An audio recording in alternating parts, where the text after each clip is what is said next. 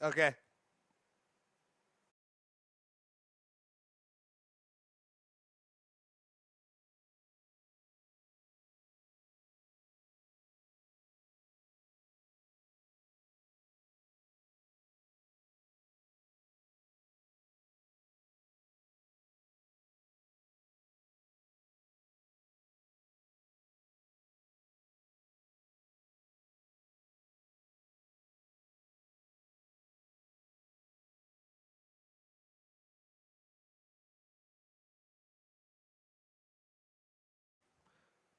Welcome into the Ride the Wave Show. I'm your host, Clay. And this is my right-hand man on my left side, Tony Tone. How you doing, Tone? Fantastic. Hell Fired yeah. up on a Monday. You know? Yes. Used to the Sunday thing. We switch it up a little bit. I'm ready to go. Yeah, and this no better time than now to tell them, right? So we realized that, again, no one wants to watch anything other than football on Sundays. So why are we trying to have a show on Sundays? So we are actually going to be coming to you live every single Monday now from 5:30 to probably around 7:30-ish. Get you some good football talk, some good SVC talk, and some good idiot talk right before your guys' Monday Night Football. Going into that, we wanted to give a huge shout-out to Huntington for being our host there on Friday night. That community is freaking amazing. They really I are. say it about everywhere we go, but we talked about it too. It's a common theme. It just runs through everywhere we go, and everyone is so nice. And I don't care to say it everywhere we go because everybody has been so nice to us. But Huntington, I mean, I think their community really showed out in the manner of the fact that you might have some new real estate on that Yes, name. they did. So we saw, as you guys all probably have heard by now, we beat a dead horse on it. Dalton Black, he was diagnosed with Hodgkin's lymphoma. He was about $3,300 away from his total of $10,000. And since we were going to be at Huntington last week, we wanted, do a little something to help get him to that $10,000 because, I mean, something like that, I would have just given him the $3,300 if I could, but I'm broke as shit. I know, right? Somebody give us money to give away. That'd be fun too. So instead, we thought we'd just maybe come up with a little incentive. Me, being a diehard Bearcat, said, "Hey, if you guys hit the remaining $3,300, I will get a tattoo of Huntington on my knee." Going into Thursday, Tony, I thought we were going to be okay, but by the end of the night, Friday night, Huntington, Unioda, and the SVC people really showed out. A lot of the times, I hate my own voice, and I really, really do, even though I talk so much. But I was listening to some of that stuff just because I wanted to hear the end of the night.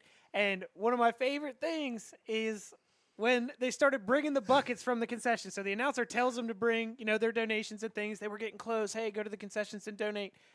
Then all of a sudden, I see them take the buckets from the concessions to the stands, and I'm like, they are now taking. Not just one side, the home side, the away side, down the fence. I was like, holy shit. And in a matter, I think there was only like a minute and 30 seconds left in the game or something. And I couldn't even call the game anymore. I was just waiting for the time to run out. Big shout out, too. I heard that the 50-50, the person who won the 50-50 gave it right back to the. Yeah, I love that guy. But it turned out great, and I think it really was a lot of that community.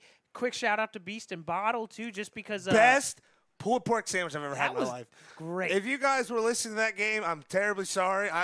You can't put food that good in front of a fat guy's face and be like, "Hey, just stare at it for 30 minutes." And it smelled so oh good my the second god, it came out. It was shout out to Beast and Bottle. # not a sponsor, but if you want to be. Hit us up. we are well open to it. You can sponsor our bellies, like a lunch or something. Just absolutely. But we got a jam-packed show for you here today. The one and only Adam will be calling in here soon. We're going to be talking about how the Irish are going to absolutely destroy the Buckeyes on Saturday. I'm sorry to bring this to you, folks, but it's going to happen, and I'm ready for it. I'll probably give you a couple reasons why that won't happen, but. That's fine. All right, I guess we'll have to hash it out. Hey. We wanted to talk about it before the show too, and I got a couple of things that might agree with Mr. Clay here, because I was biting my tongue, wasn't I? Here we go, Irish. Here we go. So we'll be talking about that later in the show. Alabama might be dead, Tony. I think they are dead to college football, out of the top 10 for the first time since 2015, which people need to stop thinking that was so long ago. Okay, that's when I graduated. No, it was not that long ago. And then, another big thing before we get started with the show today, we want to have it first because when you break a record, you should be on top of every singles list. Lucas freaking Haynes coming out here and destroy. Well, he will destroy because the season's not even over yet. Absolutely. The career goal record out at Uniota. And I'm sure everyone around this area knows breaking the career goal record at Uniota really says something because that is a very historic soccer program, Tony. I mean, they're the best one in the community, and they have been for a little while now. It's like, just look at the standings now. You can kind of see exactly where they've probably been for a while. And you know what else he's doing? Going out there Friday night and just absolutely hitting bombs on the football field. I mean, it's insane to watch. I love it, and we've touched on it a couple times. You see the benefit of having a soccer program at a school. I said it the first week of Paint Valley, and that linebackers coach looked at me and said, dude, we don't have a soccer program. What soccer team are you talking about? So, and you really see a difference, you know what I mean? And it's a freaking gem to be able to have somebody like that on your team. Yeah, speaking of that, week one with Paint Valley being Blanchester, it looks like Blanchester, not SVC, but we kind of kept our eyes on because honestly, that coaching staff was just super freaking cool. They've ripped off 3 in a row, haven't they, Tony? Absolutely. So coming out with a nice win last week, and the guy literally said, "What we lack in numbers, we have in heart," and you hear that a lot. You don't always hear it backed up because usually those teams get mollywopped. And they did week one, but they were also a couple plays away from having a way closer game as well. You could definitely see that if they would just connect on a couple more of those pass plays or hit the hole. I mean, what was that? What Davis was it? I think so. That wide receiver, I apologize. I can't remember my breakfast. So yeah, to be honest with you, you're outside the league. We love you, Manchester. But either way, he was an absolutely athlete and had a couple costly drops. But that's game one. That's getting the jitters out, and I'm sure he settled down, and that maybe got them that 3 dubs. Right. But kind of going into the SVC play, since we're going to talk about them, Paint Valley beat Westfall on Friday night. They beat them 41-20. Braylon Robertson went off for another big game with 237 on the ground with 3 touchdowns. Preston is really, really starting to find his place there with Paint Valley. He went 11 for 14 for 125 and 2 touchdowns. Carson Free and Bryson Dunham also getting some touchdowns. Bryce Wickline does what Bryce Wickline does. He's not just killing it in the air. He went for 115 on the ground. Westfall has had a couple of weeks here where the final score is not really how that game went. I mean, at halftime against Uniota, they're literally a pick 6 away, honestly, and the momentum changing from going in the half up. They played Paint Valley close here until that second half. Paint Valley kind of just, with a run game like that, and you can just really milk the clock and tire down a defense. If you're the better team, which obviously Paint Valley was on Friday, you're going to maybe make the score look a little bit better than the game. Just looking over some of the notes I have, getting a fumble recovery for a touchdown and then kind of coming out and getting the ball back quickly. That's how Paint Valley kind of does it. You know what I mean? You got a little lead that turns into a big one.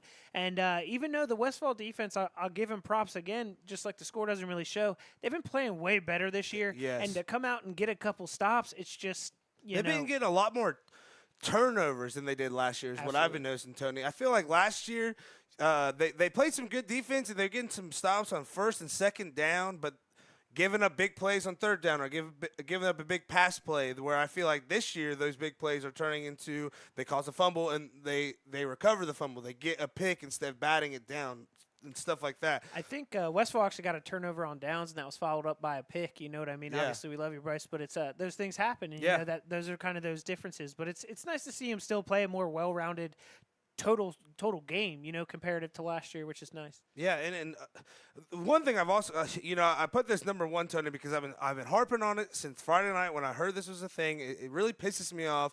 So I'm going to use my high horse. I'm going to use my high horse to talk about this, okay? Get off Corey Dye's back. He's amazing at coaching Paint Valley. One thing that I've been hearing so much out in Bainbridge is, we brought in Preston from Hillsborough. We brought in Braylon. These aren't Paint Valley people that we shouldn't be playing them.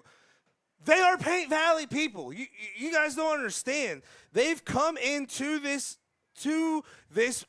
school, and they bleed black and gold just like everybody else does. They've been nothing but accepting of the community. They've been nothing but understanding of how everything works. And this is not a shot at anybody on the Paint Valley roster at all whatsoever. They are the best players at their position, not only on the team, in the freaking league. Why would you not play them?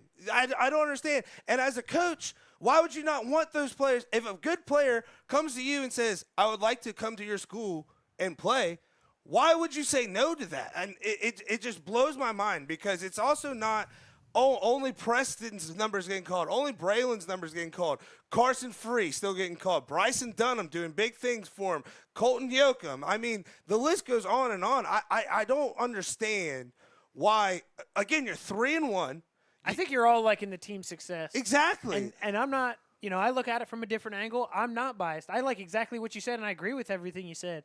But when you look at both of those guys, why wouldn't Preston leave that place? They were already kind of grooming Dumpert. He was playing for the freshman team with the full intent to come in and play for the varsity team the next year, which is what he's doing right now. 100%. So why would a kid play for a team that he might not have the opportunity to play the position he wants, which is quarterback? Exactly. So that solves number one. It's not like he was recruited. He wanted to leave, and he asked, and why would you not take him? Exactly. Second, Braylon Robertson, is that played for who? Waverly? Waverly. Oh, and who the hell who does do Waverly they have? Creed Smith, Jace Hurd. I don't know. Have you heard of him? We're not even saying that if Braylon stays at Waverly, he's not playing. That's not what we're saying at all. And same thing with Preston. They would have found him. He's an athlete. The Yeah. dude would play football, but if they're saying, hey, I'd rather go to Paint Valley, some of the Paint Valley kids, they get born in Bainbridge, they go to Paint Valley, so they just grow up and they're at Paint Valley.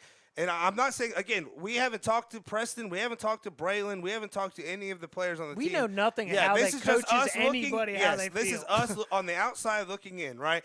But there's some of them when I went there. There's some Paint Valley kids that have grown up in Paint Valley that would rather go to another school than be at Paint Valley. These kids were at another school and said, that's where I want to go. And people that might have a short memory, back in 93, 94, 95, 96, when Paint Valley was kicking ass in football, basketball, baseball, guess what? A bunch of people from around the area were wanting to go to Paint Valley. It's just how it works. When you're a good program, people want to go there. You take it as a compliment, okay? And I don't want to start a riff or a battle with anybody at Paint Valley. It just needs to be. It needs to be said. Okay, if you have somebody that's the best at their position, I'll compare it to this. Coach puts in a lot of time for his players, for how much he loves them. I think it's almost disrespectful to think that he would take the time away to maybe go put in effort to get players to come in or swooze them or anything like that. And but just like you said, and this isn't just because Paint Valley. This is for any school, period. It's just, obviously, I'm from Paint Valley. I've been seeing this. But I'll say it to this. When I played, two of the best football players I had the privilege of playing with is Anthony McFadden and Tegan McFadden. And one of the biggest bullshit things I'd hear every single week was, oh, they only start because they're McFaddens. No, they start because they are the two best players on our team, let alone at their positions. So I don't get it. Why I don't now, like, if we were 0-4, sure, I guess maybe start speaking.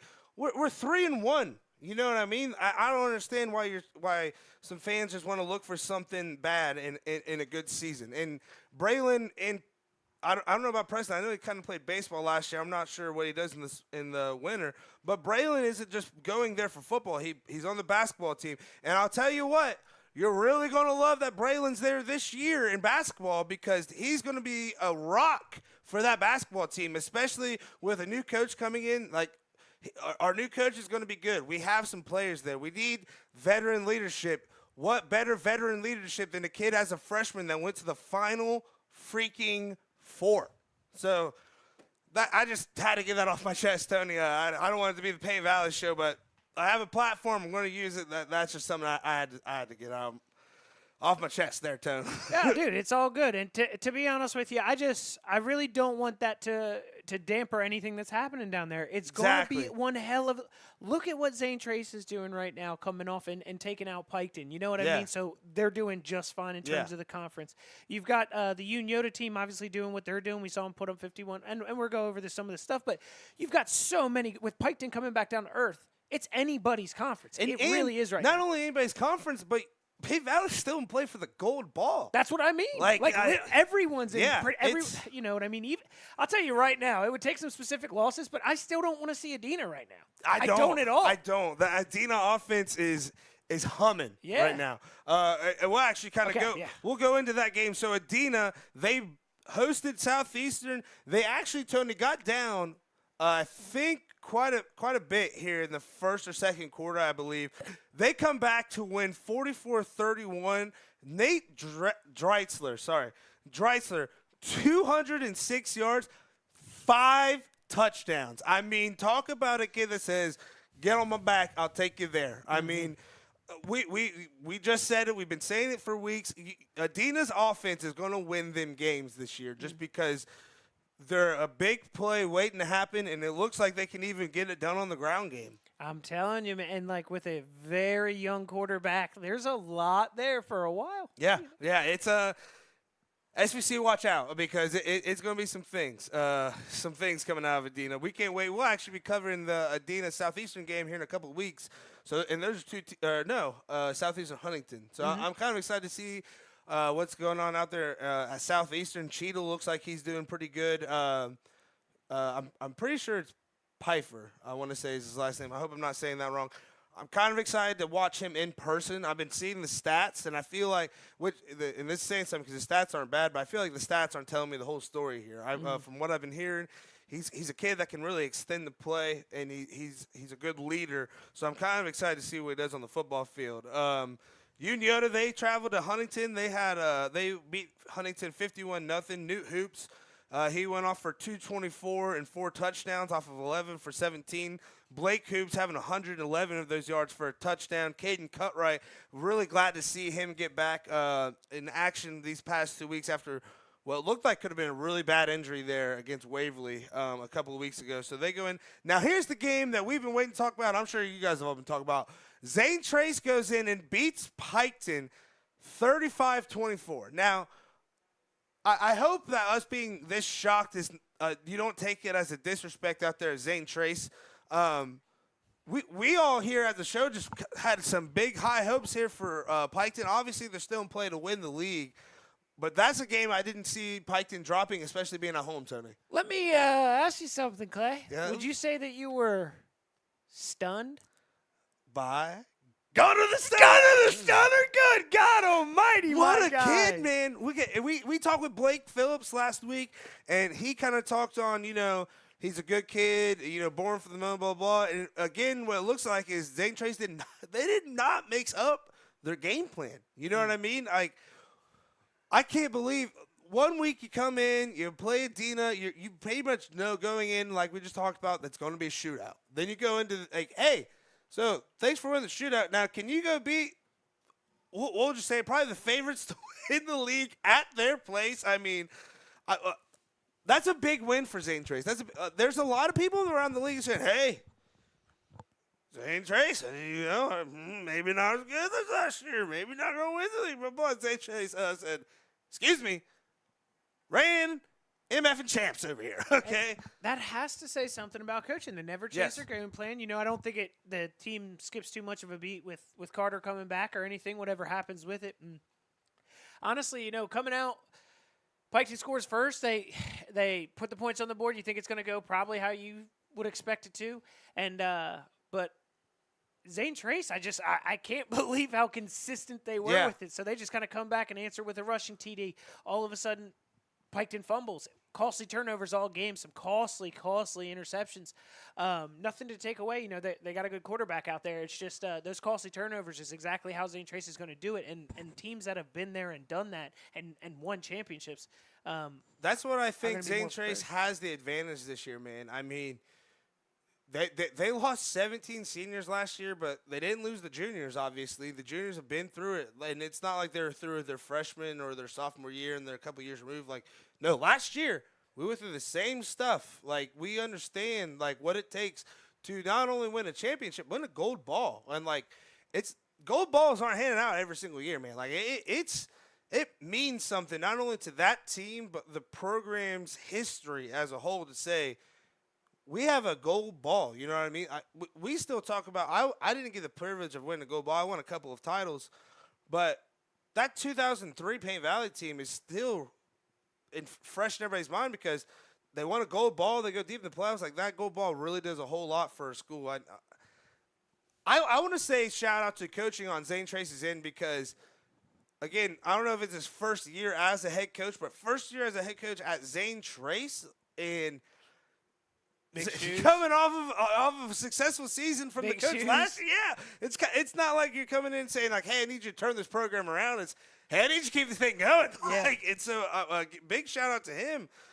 Which is almost harder sometimes. It you is, know what I man. mean? When somebody's already expecting these things, fans are expecting these things. It's like it's pretty crazy. But you watched a really, really good chess match, to be honest, with them and Adina when we were there, and the same thing happened in Piketon. And their defense is stout. Piketon's going down to score before the half. Boom, they throw an interception. Zane Trace knows how to be a stout D, and it goes back to like. I went out into week one, and I was like, all right, I want more. I'm ready to get some answers on these SVC teams. I'm ready to get some answers. And I came out of week one, I said, I have so many more questions, and I have 0 answers. And so this week, I was like, well, I think we'll get some answers. I think Zane Trace might lose to – I'll say here, I picked Piketon. I thought Zane Trace would lose. And then I expected Zane Trace to kind of bounce back here a little bit and start to play a little better when they got to SVC conference because they're much like Chillicothe had a very tough start to the beginning of the season. They did. I mean, you play Logan Elm. Logan Elm is nothing to flinch at, and then iron sharpens steel, man. Yeah, they already saw some stiff competition while everybody else was sleeping. Right. So I'm glad we brought this up, and I'm glad you said. Also, by the way, Cincinnati Reds fan, Louisville fan, Florida fan. I'm pretty sure he survived the COVID. Did you survive the COVID, Adam? Oh, I survived it twice. Yeah. Oh, 2-time COVID survivor, Adam Connell! Give myself a little bit of a round of applause. What's up, buddy? I heard you had a little bit of construction on your way home today. How'd that go for you? It wasn't too bad. It wasn't too bad. I say it's sometimes it can get real bad. They closed this bridge down, and dude, if it's got all the land closed down on it, it's everything going from New Albany will be closed, so nobody can take the I think it's like the something German something bridge. I don't know. Look at Ride the Wave Show. We're giving you traffic advice before you hit your road trips on a Monday. Traffic advice: stay the hell out of Louisville. Yeah. Go on. No, but I want to get back to what you're saying, man. You brought it up. We were talking about with Zane Trace, and you actually brought it up with the team that I want to talk about. Chillicothe. They finally get their first win, 17-14 over Logan. Listen to this. Listen to this schedule so far. St. Charles 4-1. London, who beat them in the playoffs last year, I think it was like 62 to not a whole lot. 5-0. Westerville North 5-0. Harvest Prep 3-1. Okay, they lost St. Charles 21-18. So in London, 21-0. So beginning of the year, you're like, hey, plays good teams.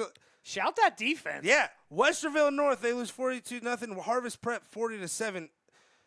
I came from Coach Shu, who said, to be good, you have to play good teams.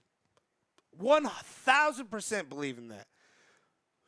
But when you get freaking mollywhopped by 40 week in and week out, man, I just don't know how that helps the program. You know what I mean? I can attest to that being from Vinton County. There's been times where, take a couple back-to-back bad L's and you're just like, why do I still play this game? Yeah, like I feel like the good – it's not fun no more. I feel like the good athletes are like, oh, I suck. It's like, no, you don't. Like, this is just another level. I mean, again – They have a team of you. We just have you and like 3 other guys. It's kind of like when Urban Meyer went to the NFL, and he's like, it's like playing Alabama every week. You know what I mean? It's like yeah, in college, like those are good players. But then you get to there, it's like they're all good players. So you have to be amazing. Like it's like the best of the best that have ever played are still playing. Yeah, they've been playing for like the last 8 years, so they know like even more now. So they're even better than what Exactly. It's just like.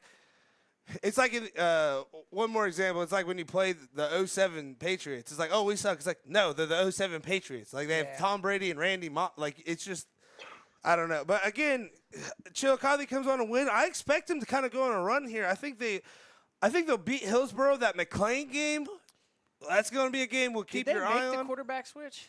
They did. Okay. So Juan Miller switches from I'll just say flex because I don't know if he was just wide receiver, if he was just running back. Last week when you sent me the fantasy stats, I was like, he had like 2 passes, he had like 3 receptions, he had a couple like 8 runs. I was like, he does it all. Yeah, like, yeah. Flex, right? But he actually finally gets switched to the quarterback. He's actually, I don't think before this year he played anything other than quarterback. So I'm glad to see him get in his shoes and get a little comfortable there. Maybe that's something that the coach was like, hey, you're going to be a quarterback of the future, but I don't want you to take these like 4 L's in a row. So then maybe that's why he puts him in Logan. I don't know. Again, we're coach couching over here, but on my coach couch, that schedule was gruesome, man. You say they might beat Hillsborough, but that's my thing is Hillsborough just had 2 backs. One had 4 touchdowns, 185 yards. The other one had 3 touchdowns, 184 yards. Yeah. That one, I believe, was Asher LeBeau. I got him on my fantasy team. Glad I started him. That's Trace. That's Miami Trace. Yeah, that's Miami Trace. Yeah, You're right. I even looked it up to make Hillsborough sure. has Austin Barrett. But to your point, Hillsborough still has 2 amazing backs that Julian Baker. I think they've I don't want to misspeak, but I think they've broken some rushing records out there. Dude, I wouldn't be surprised. It's like when we're sitting there preparing for this draft, I said it was kind of a gift and a curse getting these teams late because we got to learn so much about them while not having to focus on a bunch of other teams. They also have Hostel, I think. I don't know how to say that last name, so I'm glad you said it. I think they got they got like 3 good running backs out there, honestly. It's kind of crazy to see that they're only 2 and 3 guys. I mean, they got the talent out there. They have the coaching. I think it's a good coach. It looks like they had Western Brown as the opener, 38-27. Western Brown's normally a good team. They just lost an amazing quarterback. I cannot remember his name. Sorry about that, but he broke state passing records, not just school, state records. Then they played Goshen, get a win. Portsmouth West. Okay, so they play Portsmouth West. They play Williamsburg, who's 5-0, and then they beat. So 2 of their 3 losses are some pretty good teams. Portsmouth West. I'm just going to say it. Hold on. I'm going to get his name right because I want to say it's Joseph Bishop, but I want to make sure. They just played Waverly. They just played Waverly, didn't they? Yeah, so I don't want to take away from the whole team. I was about to say he played Waverly. Yeah, I apologize. He played Waverly. It's just a hyperbole. We like to say funny things on the show. I don't want to say I and team or anything like that. But dude, it was the freaking Jeffrey Bishop show out there on Saturday. Oh my goodness! When you have the Jeffrey Bishop show, they just so happened to be actors in it. Yeah, dude. Sometimes there's a game you just let them go, dude. When you have 4 picks, a fumble recovery, one of the picks sealing the game, and then you run a kickoff back for a touchdown, you won the game, buddy. Shout Aiden Dunn having another. Dude, when we watched him, there's something special there with him. Sorry to jump off that topic, dude. Not just him, that whole Zane Trey special teams is something to talk about, but. Yeah, that freaking Jeffrey Bishop, man. I mean, when you list off his stats, it so Vinton County, who's got a pretty good defense, highest score in the fantasy league last week, right? So this week, I believe they had 2 interceptions, 3 forced fumbles, and 2 fumble recoveries. I mean, what you said for Bishop, that was basically a stat line for a defense. A whole defense. Vinton County's defense. Yeah. You know what I mean? And I don't know how many did not have 4 picks in my career. Yeah, neither did I, but I was a lineman. I was a coordinator, so I had a lot more chances. But I had to pick up some water bottle and take a drink of it. I had a lot. And the crazy part was he wasn't getting an interception off of Waverly's 2nd, 3rd, or 4th best receiver, which honestly almost at any other school is a number 1 receiver. But he was doing it against Swords, who is Waverly's number 1 option. And the thing is, Swords. He still got his moments. I think he had a touchdown or 2. He had some pretty big catches. Do you know how hard it is in high school to cover a speedy wide receiver? Because the problem is you have to start backwards, no matter what. He doesn't have to. Yeah. When you're in high school, it's not like the NFL where you do a lot of jockeying and things. You do sometimes, but a lot of it is play recognition and stuff like that. And, dude, when you get a guy like Cody Swords, he gets such a good head start that you almost feel like he beats you by. So to even cap him to just a touchdown or anything like that is a feat, too. But Cody would be He's a guy that reminds me a lot of like a Julian Edelman type because he's kind of isn't he kind of shorter? Yeah. If I'm recalling correctly, he's a little on the I think he's like. I would say for the average wide receiver, he'd be below it. I wouldn't call him. So he's just short, but he makes up for it, kind of like how Julian Edelman was a little short, but he's just shifty, kind of like a Jordy Nelson almost. Some just Yeah, and a lot of some great like slot spots. A lot of Bishop's interceptions were not bad balls. Like, it wasn't a bad decision by Kelly. It wasn't a bad ball by Kelly. Like, it was just an athlete going to get the ball. But one thing I love is we obviously, I mean, they're not even in our coverage area, but I wanted to talk to that kid. I want to get him on the show. And he said, hey, sorry, man, I have to talk to a college scout at that time. I said, never pick us over a college scout. I promise. Ever. Yeah, I promise they're a lot more important. Adam, I wanted to talk to you. I didn't write them down because I felt like you would just know everything, so I didn't need to write them down. How did Vinton County look there on Friday night? I think they got another dub right over Athens. Yeah, I believe it was 35-14, if I'm recalling correctly. But like I said, their defense kind of went off. They had 3 forced fumbles. 2 of them they were able to recover. Had 2 interceptions. They got a sack.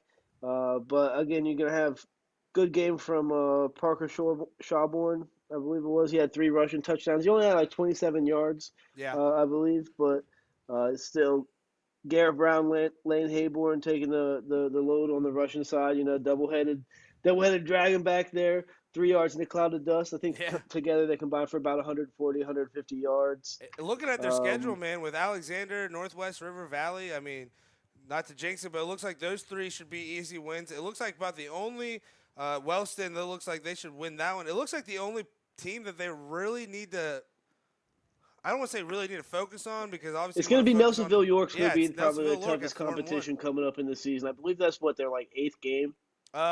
Yeah, no, it'll be their 9th. It's the one right before 9th. the last. Oh yeah. That's what it's the second. Yeah, it's right before Wellston because Wellston's week 10, right? Yes, sir.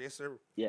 So River Valley, I don't know if they won, but I know that they're kind of on. They haven't won, so I. I don't know if like. That was the nicest way to say that. Yeah, I want to I'm pretty sure I don't know. I literally just told Tony before we went live. I said, "Hey, I'm gonna try not to belly laugh and snort into the microphone." And like 30 minutes in, dude, here we are. Yeah. That's. Yeah, I'm sorry, but yeah, no, I'm pretty sure they're like they just haven't won a game yet this season. 0-5. Yeah, 0-5. So I mean, big 0-5. Oh, sorry. Take it easy. Yeah, I mean, I'm not gonna say they're not gonna be a tough game. They might see this and be like, you know what? Piss on you, Adam. Dude, the one we're thing coming down there October 6th, and we're gonna rain on y'all's parade. I don't know if it's gonna happen though. Like, dude, I was literally reading. I was like, you were talking.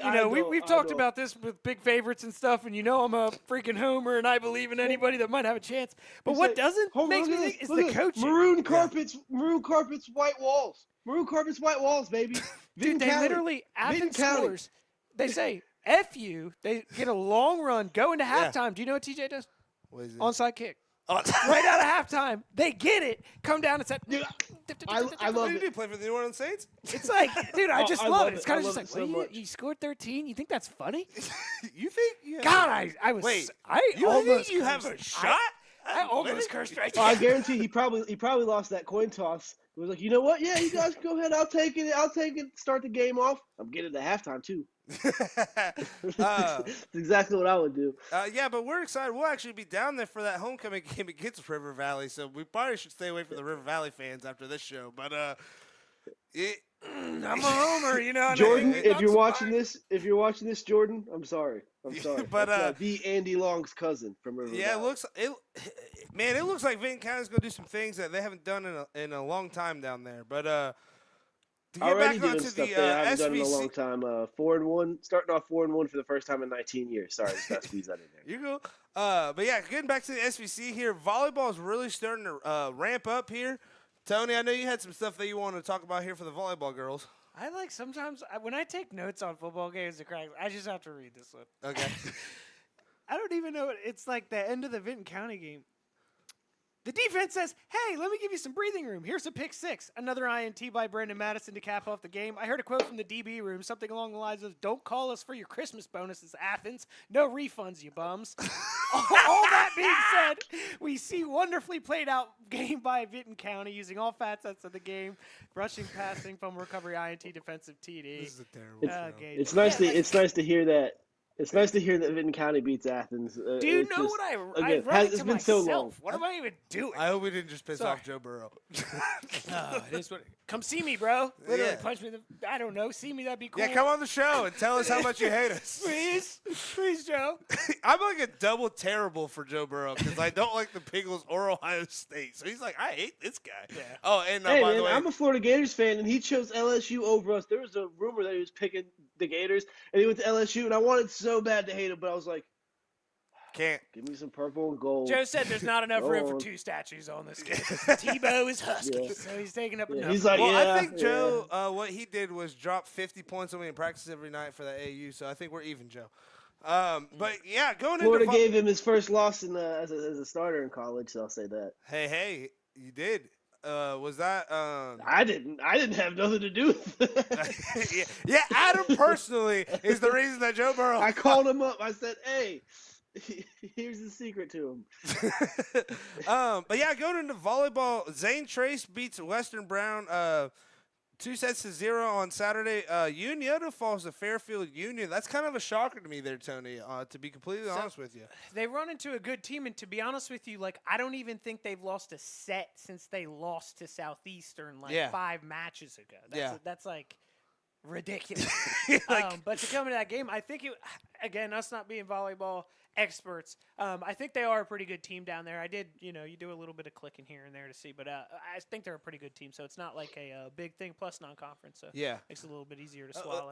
And then they bounce back on Saturday. I'm kind of obviously super biased. I just feel like whenever SVC goes outside conference, I'm like, well, chalk it up for a dub. Like, no one plays volleyball or takes volleyball as serious as SVC does. So I guess I'm obviously a little biased in that situation. Yeah, and when you say that, Yeah, I feel like anytime we talk about that, we have to mention the little youth league that is the in SOVC. the SVC. Like that's honestly the SOVC. I personally believe is why volleyball 100% around here is so big because it's not. Everybody's like, oh, you go play club volleyball. Like in other places, it's like AU where you go to a bunch of different places and stuff like that, and you have your one team. The SOVC is all the volleyball players around here playing club volleyball here in Chillicothe. Like they don't leave; they stay here in town. I just think. Oh, and then they also play the AAU, so it's just extra. So where I'm from, like in Vinton County, we don't have that. Like if we would, we'd have to organize it. Like most girls don't play volleyball until 7th grade. Honestly, I'd say I don't know. I don't know about now. I thought that's how it was forever because I went to Pay Valley. Like again. We aren't good at volleyball every year when I was in high school, so obviously I didn't know a whole lot about it. Obviously, Coach Posey's turning it around out there and doing some good things now. But like when I was growing up, I thought, hey, it was kind of like when you get to high school or middle school, kind of like track, you can finally start playing volleyball. Like no, these girls have been playing it since they're could walk. it's so it just gives them more of an advantage, but. Uniota's staying at the top of the league at 5-1, which again makes that Southeastern loss so much bigger. Not just for Southeastern because they're sitting there 3rd and 4-2, but Adina's sitting there 5-1, and Adina has 2 twin towers. Yeah, of course we always got to look to make sure we get the names correct here. The Southeastern loss though, one thing I've been keeping up with, just talking to Combs and things like that, is this Josie. Lougheed. Lougheed. Sweet. Yeah. We know how to say it. I said it wrong and got corrected. I'll never forget it. Oh, she is. So right here again. Did she correct you? No, it was okay. He who should not be named. Against Uniota, 28 kills, 17 digs, 5 assists. She's leading the conference. How many kills? Yeah, 28 kills. She's got 165 on the season, leading the conference by 20. I don't even get 28 kills on Grand Theft Auto. Jeez. That she's a whole game ahead. Yeah. Do you know what I mean? Like, that just says something. You know what I mean? And here's where the crazy thing is. It's not even just her. I mean, she has 28 kills. Well, guess what? Chloe Wills has 28 assists. You know what I mean? Morgan Ware with 21 digs. Like, and they didn't beat Unioto 3-2 in sets. Clean sweep 3-0. 26-24, 25-18, 25-20. I mean, handily. I will say this, with Sorry, what are you I saying? said with SBC football, it's like almost like any given Friday, you never know what's going to happen. It's even more so extreme with volleyball. It Like is. you said, like Union's they're 5-1, but Southeastern beat them, and Southeastern, they kind of got all these there's these amazing players that are doing great team volleyball down there. Right. Still, like it's like at any And given time, anybody can lose. I want to give a shout out. Personally, the coaching staff out there. It's their first year. Their first year out there. They're 4-2, 8-2. So again, their only 2 losses are in conference, and one of them is not to Uniota. Like that's insane. One of their 2 losses is not to the team that's in first place, and then Adina, their only loss is to Uniota. So that's a huge. Southeastern being Uniota is a huge deal, not only for Southeastern and Uniota, but for Adina, because now Adina has that back door to kind of go into and steal the league back. So, what is Adina's record? Are they're sitting right there, or? 5-1, but they're 7-6 out. They're 7-6 overall, 5-1. So they're 2-5 outside of league play. But going back on their schedule, again, we don't know schools as well as we do for football. But going back on their schedules and looking at some of these schools that they played outside of the conference, they aren't just like they're playing South Webster, and South Webster's volleyball team last year went super deep in the tournament. So they're playing teams that Chillicothe's football team is scheduling, but they're not winning, but they're competing. They're right there. I mean, they lost 3-2 in sets against South Webster. You know what I mean? So that could have gone either way. Yeah, with how well they play in conference play, I mean, it's kind of like, we can just go ahead and schedule a lot of tough non-conference games that we know if we win, it'll just look really good for our playoff resume. What Coach Shu did was we were the lowest seed in our conference. Obviously, in basketball, there's 4. I always say if you want to know how many divisions there are in the sport, just ask what division Pay Valley is in, because we were always in the last one. But we were Division 4. Everybody else, Division 3, Division 2 with Uniota there. So when are you talking about football or are you basketball? talking about basketball. So when it came to non-league play, Shu was scheduling the best Division 4 teams in the area because you said Coach Shu. I should have known that. I should have known that. You're right. But we might see them in a tournament. So if we play them now and then we see them again later, it's not the first time we see them. But B, we were cocky. We thought there was no Division 4 team around that could beat us. And honestly, until the tournament, we proved that right. I mean, until it happened, well, regular season, we never lost to a Division 4 team. The only time that I had ever lost to a Division 4 team was against Trimble in the district final, who went on to the Elite 8, I'm pretty sure. And then didn't they recently make a state title run? I don't know if Trimble? They won it, but didn't they in football? Yeah, in football. So the year that they did that was. The reason that I lost, or they might have done it since then, but my senior year, they went on a state title run. DB goes to OU as a defensive back, but he's the point guard for Trimble. So at the end of halftime, they miss a free throw. We get the rebound, and our center's going to outlet it to get it pushed up the court. He just makes an incredible play that only I feel like a defensive back can make. And pretty much steals the ball / picks it off, hits an and 1-3. And instead of us going in down 1, we're going in down 5. Completely took them. It was like Waverly's hook and ladder. Yeah. So that's why I asked when it was, just because they have those athletes to play a state football game. Did they win state? No, I think they went to the Final 4. They just went to the game. Yeah. Okay. I know they were making a real big push there, and so I mean, they had the athletes. It was just it was a scary time. I'm pretty sure they had a guy named Bryce Guthrie on the team. I only know him because he's and they had another thing that we couldn't. Athletes out there. They had another thing that we really didn't run into all year, and we would always run into a team that had one big center, because I had Swingle my senior year, but we couldn't ever run into anybody that had 2 centers. You know what I mean? Until Trimble. So it's kind of like, well, we've never seen this. Here's our game plan for it, but again, Coach Shu's never gone against 2 big centers like that. So. I mean, he's one of the greatest coaches of all time, so I'm not going to, go against what his coaching style was. But I feel like it's kind of hard when you're going up against something you haven't seen literally the entire season. And that's exactly what happens in volleyball. Yeah. With Unioda and Adina. They do have the two.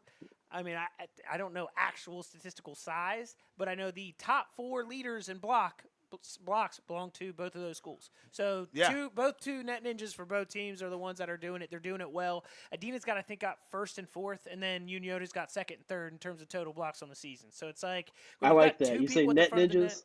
Yeah. When you I like that a lot. I like that. When you've got that, that's where it's going to start. So when you're sitting there and you're looking for W's, what's going to make your team feel a lot better when you got people patrolling like that? And one thing to kick back to it is success rates. Like they're stuffing. You know, dude, and like, could you imagine if you're on the other side of the net and like every other game you're just literally killing it, and then you go against them and it just goes right back in your face? I mean, that's going to do something to your confidence as a player. That's something that you hate to see whenever you're really good and then you just run into somebody better, like how we talked about in the beginning of the show. That's just how it goes. Who do you think? Who do you think's going to win the SBC in volleyball this year, Tony? To be honest with you, I'm just going to continue to say Southeastern until Southeastern doesn't do it, baby. See, I see Southeastern's path. I think Adina is going to win this year, but I think if they do, they got to send a thank you card to Southeastern, to be completely honest with you, for them beating Unioda. Because after Unioda beat Adina, I thought they were just going to run the table. Again, I don't know anything about volleyball. This is a super ignorant take, so do not take it to heart. But I thought they were just going to run the table. And then Southeastern did what Southeastern did. Me personally, I'm trying to make sure it's not just a one-time thing, obviously. If they turn around and beat Unioda again and they beat Adina, I mean, they win the league. That wins them the league. So but I'll say this. We kind of picked, being a homer from the beginning, that's why I say it. But when you really talk down to it, Unioda is stacked. They are. Top to bottom. They have are. the 2 studs I already talked about with blocks. You're talking about Caden Cutright being an absolute stud. Ella is too. She's got 130 kills. She's good for like 5th on the list there. Yeah. It's like they just are filled. So it's like, Combs talked about Adina turning over a new leaf and things like that. And as I do more research and learn more about this volleyball, he was a little hesitant to say, like, go win it all after this. Yeah. And I think I kind of am too. I of course, I'm going to be, he's the GOAT. So it's like I'm going to be a little bit biased with what he has. But I like to agree with you when it comes to who's going to win being, just Southeastern, just because I think with that new coaching staff, I say once they start to hit their groove, they're hungry. I think it's going to be, exactly. They're I think hungry, it's going to be mid-season, they're going to start coming to full effect here. That's why I'm hesitant to say Unioda, just because I don't think Unioda is as hungry or Adina is as hungry as Southeastern, just because a lot of those girls on the and this is, again, not taking shots here. I'm just saying my opinion. I think with when it comes to Unioda, a lot of those girls play on the basketball team too. So they've had a taste, and probably softball team. So they've had nothing but success for the past year. So it's kind of like, yeah, we're going to win the league. What about it? You know what I mean? And then Adina, it's just kind of like, we're Adina. This is what we do, With Southeastern, they're a pretty good history of volleyball there, but the coaching staff's new. So the coaching staff's going to be hungry to prove themselves in this league, and I feel like that will trickle down to the players being like, oh, yeah, we're hungry too for you, coach, because you could probably test this a little bit, Tony, but I think the connection between players and coaches out there is very, very well. Well, Asher Ward's coaching tree is fantastic. Who she comes down from, who she takes over for, everything about it's like good. And that's why you love the story, and I love everything about it. It's just going to be difficult. Very rarely do you ever hear me break my homer status. If we're at somebody's house, I love it. This is the best. I want to make people happy. I want to see people happy. But with this, looking at it, and I hope I'm wrong, this is the one time I'm kind of sitting here being a little hesitant about just full going all in. And it's, man, I'm just saying, as I was looking over the stats and just every single category, multiple players from Unioda. Yeah. And it doesn't, like, the thing with it is it's just like you said when you used to play Unioda in basketball. Oh, man, they're about to rest their starters. Oh, wait, this is like a 0.5 set starters? Like, what is this? It's like, oh, their starters are going out. We're and finally they going only to have to play. break in for 3 minutes? It's the Kentucky white and blue team. Yeah, so it's like, it's they really do. And just like Combs explained earlier, we got to get him back on to, when we get this volleyball thing together, just really explain how these rotations happen and stuff, but they're really key. And we talk. It's like LeBron goes out and Michael Jordan steps in. It's insane. It's like it's almost like LeBron goes out and then LeBron gets to lob it to Jordan. Yeah. Do you know what I mean? Yeah, it's like they're still there. They get yeah. to play really well, but now they're just not on school. Yeah, So yeah. it's just like, hey, you can have it, but just and we're facilitate. going to find out here real soon if Southeast is going to make this title run, because they got Zane Trace coming up on Tuesday. Which big Hadley Matthews out there. Zane Trace has a good coaching staff. They got some good players out there. They're going to be a team that they might not win the league this year, but they could maybe have a say, because I can see them.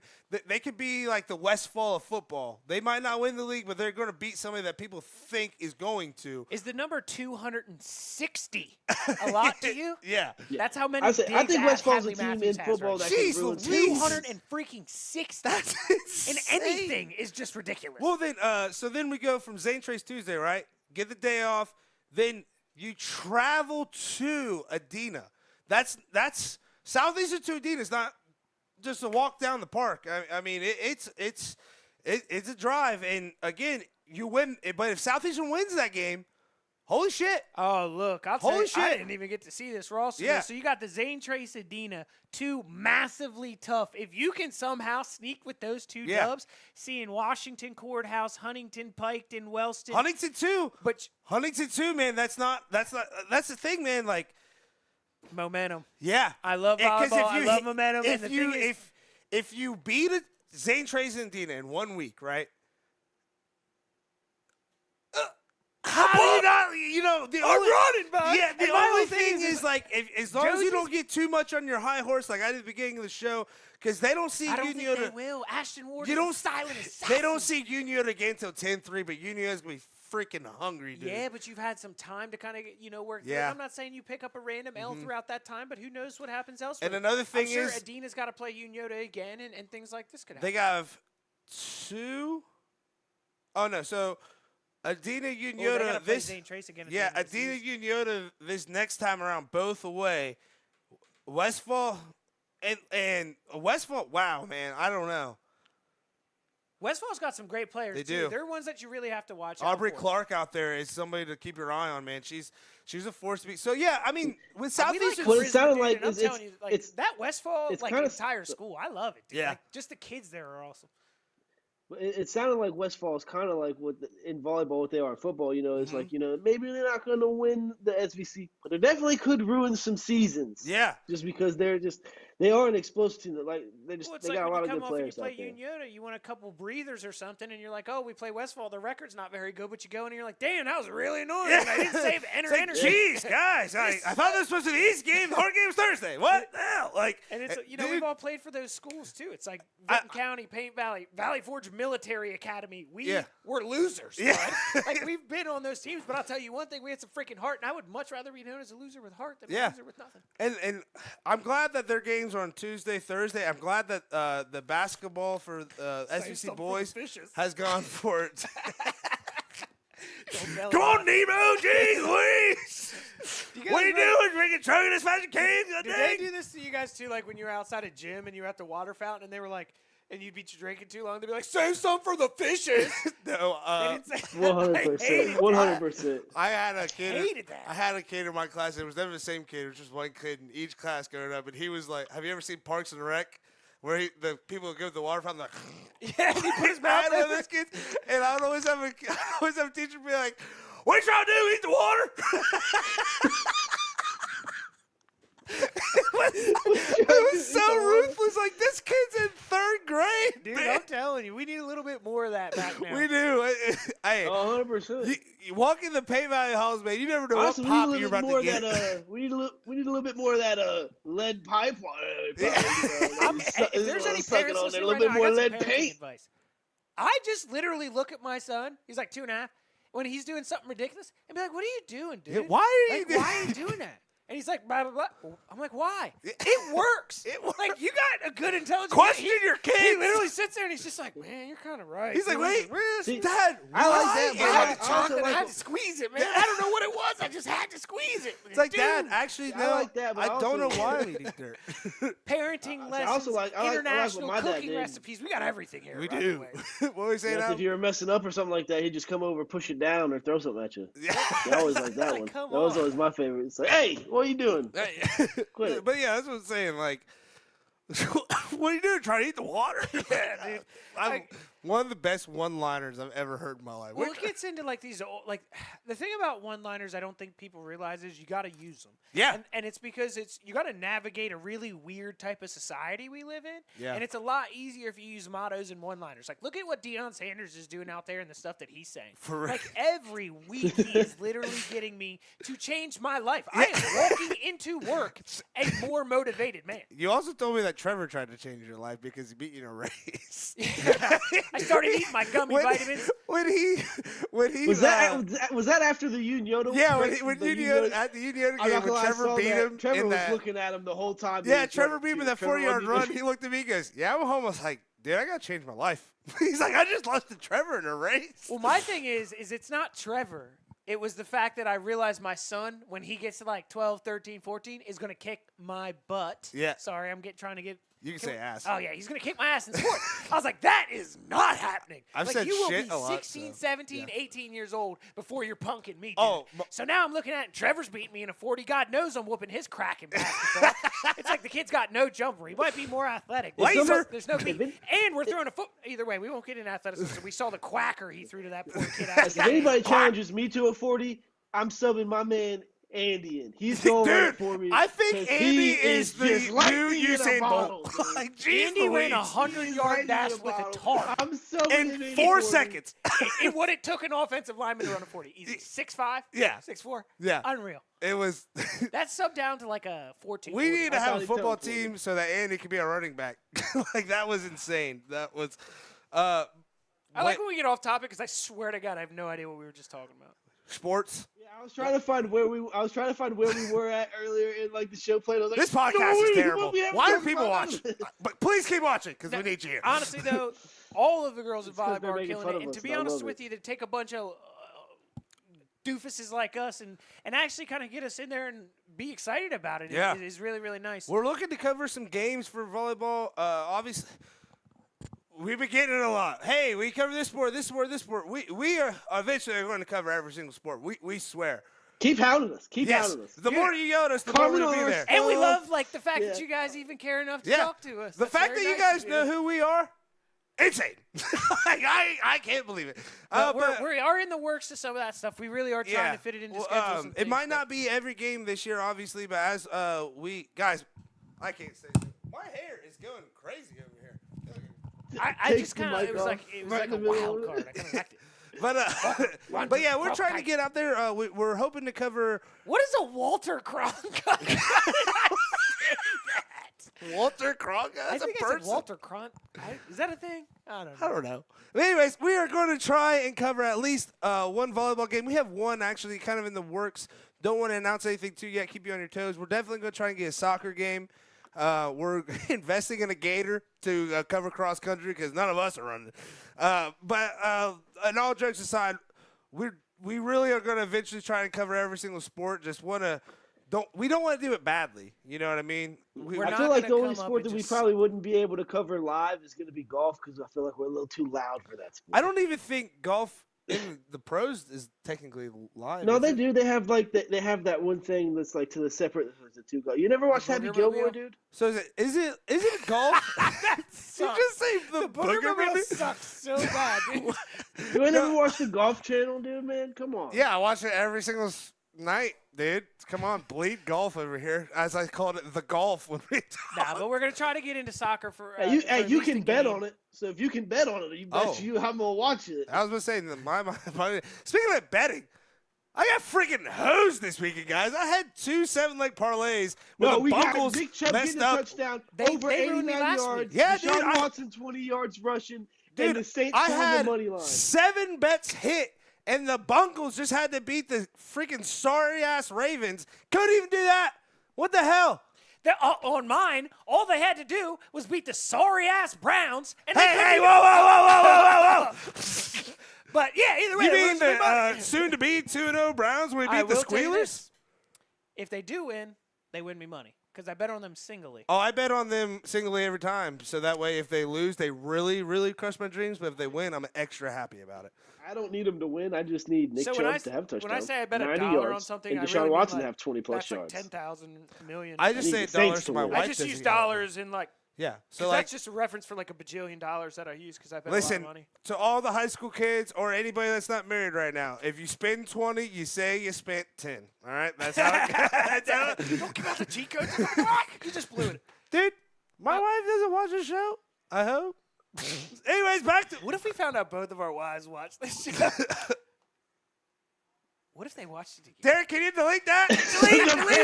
delete. The panic. All right, so I've already tried this. It didn't work.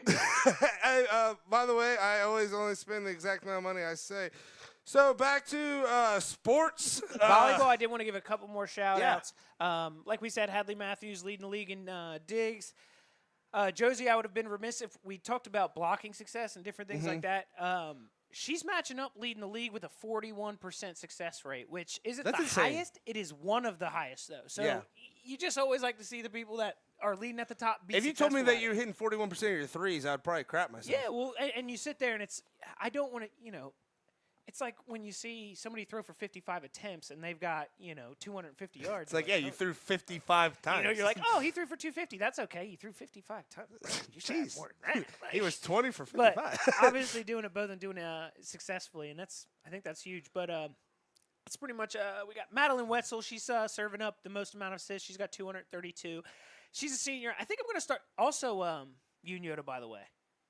So we're talking about the leader in assists is on Yoda as well. So you got 2 and 3 in blocks. You got the leader in assists. You got the leader in you're second and fifth in kills. Like you're getting me hyped for Yoda, but you're just making me realize how much bigger of a win that was for Southeastern. Yeah, I can't believe. So a lot of what I'm doing is trying to do a little just as I'm doing, educating everybody that's watching because we want everybody to be into volleyball, not just us as well.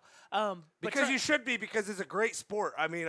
I wish I knew about it so I could tell you how cool it is. It's really exciting. If I knew about it in high school, I would have been able to learn a little bit more about it. Well, if me and Trevor wouldn't have got kicked out of the volleyball games for being us, then I probably would have known a lot more about it too. It is very hard to be him. Yeah, it is. I mean, we get kicked out for the dumbest reasons though. Like whenever the other team would serve, me and Trevor just yell "tree," and then we got kicked out for that. Because we were disturbing the peace. So, anyways, if I didn't get kicked out, I probably would know a lot more about volleyball. But kind of shifting over to another sport here, soccer, which I'm actually, thank you, Ted Lasso, for getting a little bit more into.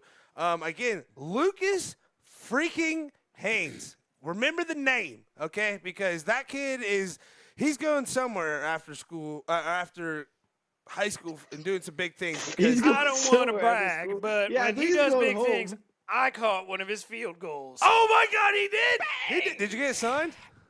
Did you get signed? I should have, man. I should have. Oh, dead to me. You know me. I give it to the kids. So wait, does he also? So he plays football and soccer? Yeah, dude. So this kid didn't just break the freaking goal record at Yoda in a career this week. He went and just, a 30-yard field goal is a walk in the park for this kid. I mean, I said it when we covered them against Waverly. You don't say, oh, if Yoda makes the PAT here. Like, no, Yoda's making the PAT. Like, it's no doubt. The only way Yoda misses PAT is if it gets blocked. You know what I mean? Like, picture this. Perfect football weather. Sun's coming down over the hill. Dude kicks a perfect field goal right through the uprights. Somebody breaks off the table, rips his headset off, jumps off the chair, goes over, saves somebody from being robbed, runs back all of a sudden, catches that perfect field goal, hands it off to a small child who then sells the ball off to somebody to make some money to feed his family. It was absolutely insane. That's is that what happened? I was like, what? You were there, dude. You don't remember? You didn't know Clay crying about wearing green. I couldn't see you through my face mask because I was wearing a Huntington. What's that tattoo, buddy? What's that tattoo? Yeah. I can't actually. I don't know if we said this on the show. So what we did is the Huntington Art Club is going to have a few of their what would you call it? Club members? Yeah, a few of their club members. He doesn't art so good. Yeah, I don't do it. He doesn't speak so good either. Yeah, nope. And I speak into a microphone for kind of a living, so that's awesome for everyone. I don't talk good either. Talk good to me. Anyway, so yeah, so we had the art club. It's supposed to say talk dirty, I know. Okay? I know the lyrics. Damn it. But yeah, so we had somebody from their art club like drawing it up, and then hey, if you're a tattoo artist that likes giving free tattoos, hit me up for this tattoo. So yeah, that's what we're gonna do after they pick one. We'll have Dalton Black's family kind of pick one as well, and then whichever one they pick will be on my kneecap for the rest of my life until I die. So, I kind of love it. To be honest with you, I think it's going to be a good one. Yeah. You know, I'm thinking about going. I'm not mad. I want to get this clear. Not mad at the reason I had to. Again, we've done this 10 times out of 10, and then it kind of hit me like, holy shit. I've been ripping Huntington my entire life. Like, that's kind of crazy. People go like, oh, is that where you went to high school? Like, no. Well, maybe they'll be nice and do something that I can hide the Huntingtonness a little bit. Well, at first I was just going to do an H so I could say it was Hawaii, and then someone called me a pansy for not making it go the whole thing. So here we are. But yeah, also I want to talk too. I actually got to meet Dalton Black's dad while we were out there, man. He's a really good dude, man. You can call it cliche. I really don't care. I almost said something else. I really don't care because I feel like Southern Ohio is a cliche, man. I mean, like, we're just good hospitality. I feel like Huntington is the exact way as everybody else, man. Like, I feel like around here when someone's like, hey, I want to come shine light on what you do, it's just like, why? Okay, sweet. Awesome. Come down here. Like, and I don't know, man. It might be a cliche, but it was some of the best hospitality I've ever received in my life. Like, it was awesome. For just being, two dudes trying to call a football game. Yeah. And obviously, we got the people behind the scenes, but we're the ones making a scene, I guess. Yeah. At least they're respectful. Yeah, it was. Respect you guys for holding it down for being the good ones for us. Wait, what were we talking? Oh, yeah, soccer. Sorry. Going into soccer, though, you and Yoda sitting at, looking at, again, we want to give a shout out to SVC Sports Talk for really being the source of all of our information at SVC. John Bruce and Coach Combs doing great things out there. Now, Coach told me that he's more on the YouTube side of it with expanding the zone. Mm-hmm. Yeah. Sorry, Coach, I butchered that one terribly. What'd you say? Sorry. So, expanding this MVD, just let me know how terrible I am. It's okay. But, yeah, Combs is doing that, expanding the zone a little bit more. I mean, he's an administrator out there. He's got a lot on his plate. He still keeps touch on the website, but the website itself is kind of being ran through John Bruce. He's doing a great job out there. Awesome. People love hearing you listen to coffin microphones, right? Well, the way that he does it is so well. The way it's set up is good. It's app friendly. It's just super nice. But going off of this, it looks like Yin Yoda's sitting at 7-2 on the boys' side. They beat Warren 2-1. That's whenever Lucas Haynes had 2 goals to become the Ross County scoring leader. So again, I mean, if you just go down the list, though, it's Lucas Haynes. It's like, is Lionel Messi accidentally popped in the SVC soccer? Like, geez, Louise. So, yeah, and then on the girls' side, Uden Yoda sitting at 5-3 with Zane Trey sitting at 3-4. Uden Yoda and Zane Trey's just played with Reagan B. I hope I'm saying that correctly. She had 2 goals. And then Warren on the girls' side beat Uden Yoda 1-0 on the 14th. Waverly beat Piketon 5-0, and Alexander beat Zane Trace 5-0 on the girls' side. Again, we kind of talked about this with Coach Combs. I feel sorry for the teams that do have a team in our league because a lot of the other schools just don't have the numbers, and they might have the numbers one year, but then they don't have them again the next year. So it's hard to get some consistency. I mean, for the longest time, soccer in the SVC was a club sport. So if that tells you anything, like it wasn't even like associated with, I understand you don't like golazos. You don't like a nice serving of golazo. Are you saying goal? Yeah. Okay. No, I love soccer, man. That's what I'm saying. Like, I just know if you try to put soccer if you try to put soccer in a Pay Valley, it would be probably the modern day Salem witch trials. Like I'm serious. Like they would be like, get out of here with it. We play football here. Yeah. That's it. That's probably how it would be at Vinton County, except it wouldn't necessarily be like, hey, we play football. People like, yeah, we ain't playing soccer. It's like, and you know, Dog, Adina. I know Adina here and there has a team. It looks like they don't have a team this year, but when I was in high school, they did. So again, it's just hard to find the numbers for every single school, but it's not just here. I mean, all of our public school had hefty soccer teams. Yeah. But mine was still in the same area, and like I said, I was walking to practice one day, and they said, "Hey, do you want to play defense for the soccer team?" And I said, "Why?" And they said, "Because they said some of the JV kids were going to start, and when you get to these high school things, like these were some full size athletes, Yeah. And I'm looking at the." His name is Ray Hall. I love you, buddy. But we went by last names. But teeny tiny little guy. I was like, I'm not gonna do this to you, bud. I'm on the bench. I'll take this L. I'll save you. I'll take this L for you. And the L I took. The L I took. But yeah, again, I like watching. Like, soccer. dude, do you even know how to play soccer? No, I don't. I didn't even practice. If you can spell soccer, you're on the team. He was like, he just kind of told me to stay above your own feet, but lean into him. And I'm like, that makes no sense. I'm so glad you just said that.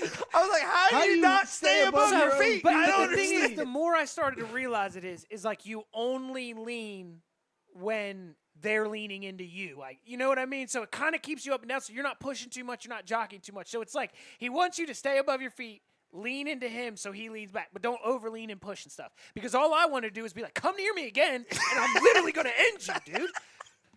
Like, he has the ball coming to me. He's like, dude, I'm trying to score. And I was like, come at me. I just got a whole new respect for soccer players. Dude, it's hard. Going to Lucas Haynes, sorry. The Lucas Haynes of my class or whatever was Nick Kozad. He played soccer. He went on to play at Fort Wayne, I want to say. Nick Kozad is an athlete. Oh, dude, you don't Nick understand. Kozad is like a 1980s. No, I'm just saying I'm saying his name sounds like a 1980s like elite athlete. Like, he's like Nick the Kozad? kid.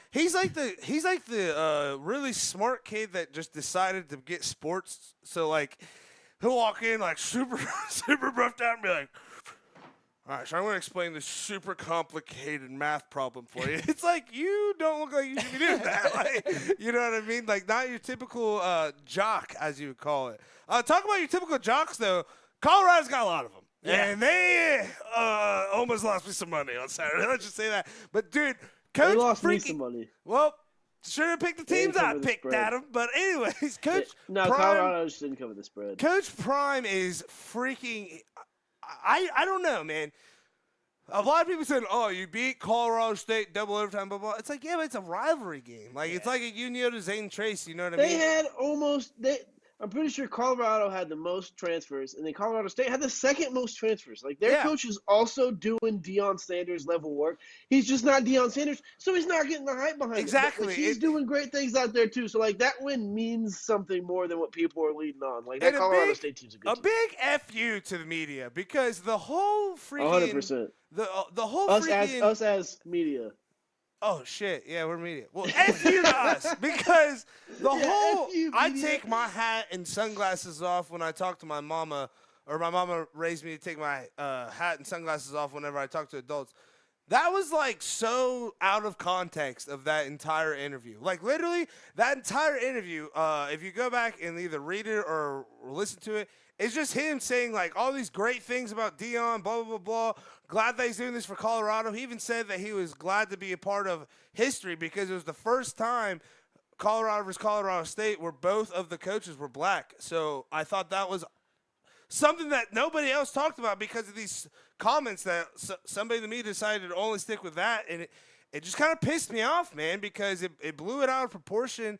And you know, it made the Colorado State coach look super bad for no reason because he was a really, really nice guy, really good head coach. I think Deion might have understood that towards the end because I thought that in the game handshake was going to be a lot more theatrical than that. I thought it was going to be some words. Well, somebody, said. I think it was. I don't know if it was Deion or if it was the other coach that said, make sure the cameras are still rolling. It was Deion. When Deion. it's over or whatever. It was Deion. It was Deion. Yeah. So that's why. Yeah. That is why I thought it was going to be crazy, but it wasn't. So. Yeah, Dion was like, "I'm gonna show you, I'm the bigger man.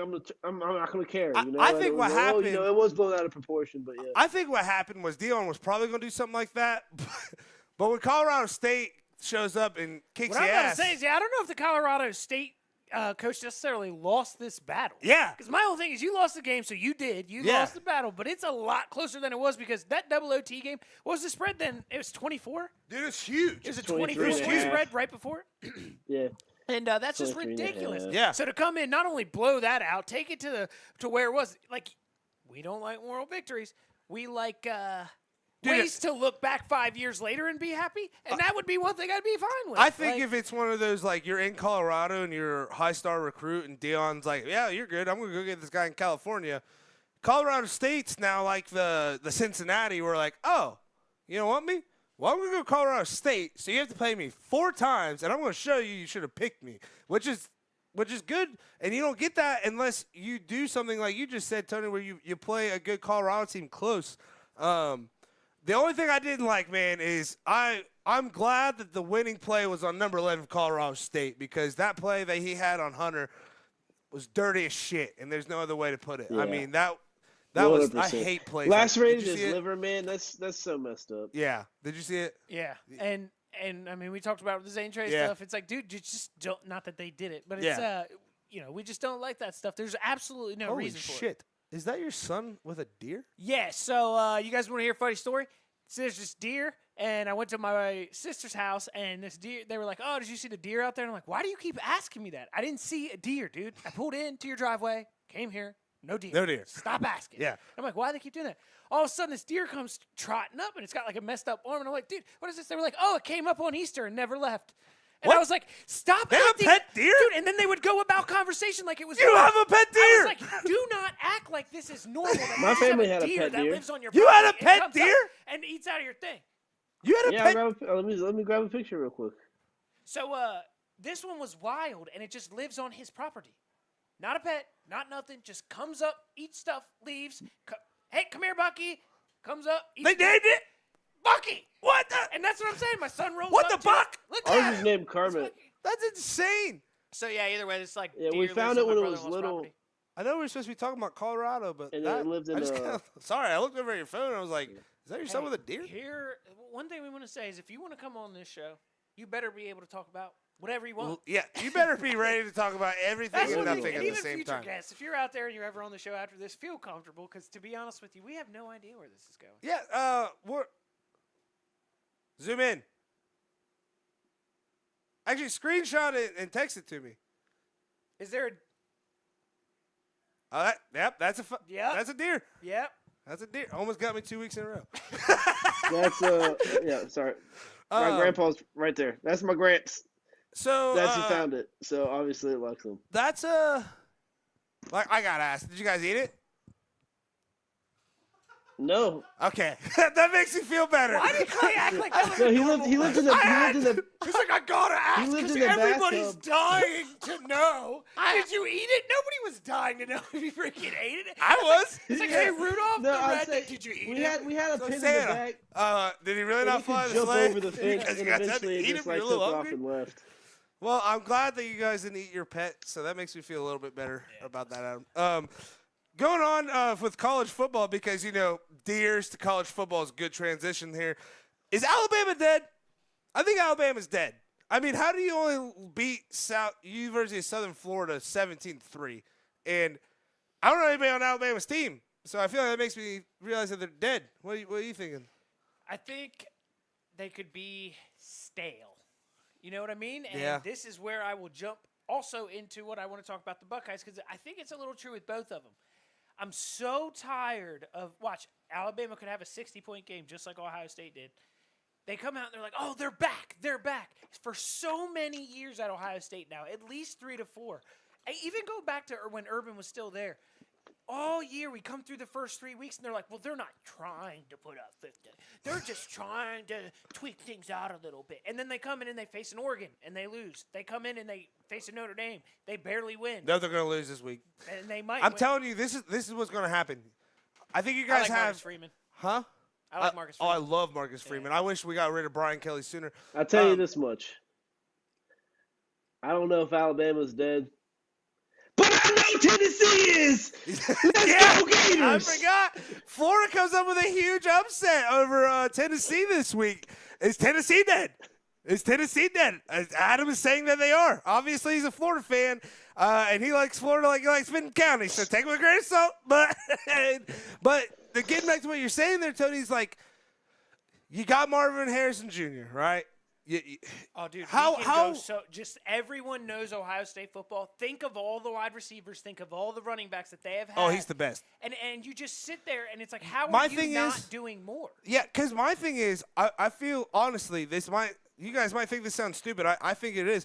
You shut down Marvin Harrison Jr. on Saturday, we win. No brainer. I don't think the quarterbacks there know how to go to another option. I feel like in their head they're like, I gotta get to Harrison Jr. I gotta get to Harrison Jr. I gotta get to Harrison Jr. And then when he's not open, they're like, shit, I'm just gonna either try and run or they don't have trust in the other receivers. But that's so bad when you have a Mecca Mbuga who's literally an absolute stud. Yeah. Dude, he is. If Marvin Harrison Jr. wasn't there, this dude would be talked about as much as Marvin Harrison. Right, but I think that's the problem is that. But dude, think about Smith and Jigba. Think about Garrett Wilson. Think about Mike Hartline. Thomas. Think about the thing is, Hartline's doing something right over there. How come everybody else is blowing teams out by 50 all the time? We do it one time. They're going to say we're back, and then against Western Kentucky. Yes, and the thing is, what about the first 3 weeks when we were stale crackers? And you barely beat Indiana. And Alabama's the same thing. Can we talk? They're stale as crap right now, and it's like the thing is, they'll come back, they'll have a 45-point win, and everybody's gonna be like, Bama's back. Yeah. It's like, no, dude, we've been stale for years. Bama's back. They beat Southern Alabama. Us stale is still better than most teams. And that's why when we get to Alabama and get to Georgia, we can't win. Yeah. Every time. It's like so annoying. Yeah, so can we talk about this Portland State team that gets beat by 91 Oregon 81-0 to 81-6, nothing, and then goes 91-0? Holy shit! Like, why are you playing the game? Portland State Vikings, baby. For real, dude. That reminded me of. It's kind of weird. The same day that happened, did you guys see the thing like a year ago today on the Sports Center Instagram where they're like, a year ago today? You didn't think I was going to keep going, did you? You thought did you see the thing on the Sports Center? On the Sports Center? No, did you see a year ago today on the Sports Center Instagram page where they're like, IMG's game got called at halftime because they're up 91-0 on this other team. It's like Portland State was like, oh, well, in honor of that, let's hang one up 91-0 on North America. And why have to be on the team that's North America of all teams, man? Like, I know. Come on, have some respect. Oh my God, what's going on? Why does Deshaun Watson look like somebody took his face and went like this? Hey, whoa. I'm not talking about his quarterback play. He can be ugly. Look at Peyton Manning. That dude looked like a Peyton Manning had a 7 head. I think it wasn't even a 4 head. Deshaun looked like everybody took his face and they're just like, nah. Oh, another team that ruined my parlay is Georgia. So they're dead to me personally because I had them, Ohio State, and Oklahoma winning by 14. And Georgia decided, you know what, we don't want to be good today. But you know what really shocked me? Did they end up? I actually never saw the final score to that. They won, not by a whole lot, though. It was not a convincing. It was like 14. I'll tell you what, it wasn't by 14. Because SC or SC State? SC. But another team, I don't know how they didn't drop in the polls. Florida State. How do you squeak it out against Boston College, who hasn't been relevant since Matt Ryan, and you stay at 4? That doesn't make any sense to me at all whatsoever. I'm really tired of the way that these sportscasters and announcers and writers are looking at these teams. It's not football anymore.